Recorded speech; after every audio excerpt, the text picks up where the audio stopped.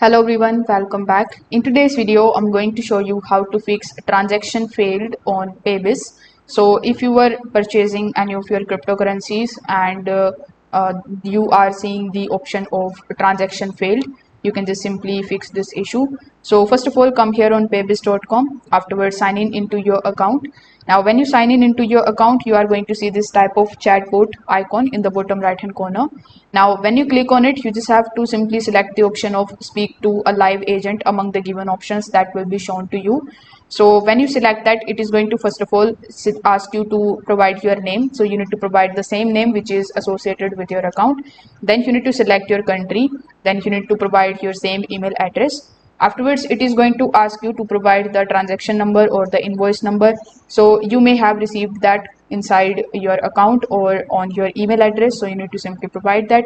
On the fifth step, you need to also simply provide some of your details and wait for some time until it is connecting you with an agent.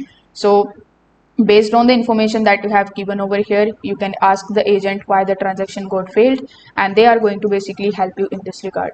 So if this video helped you out, consider subscribing to the channel and liking the video. Thanks for watching.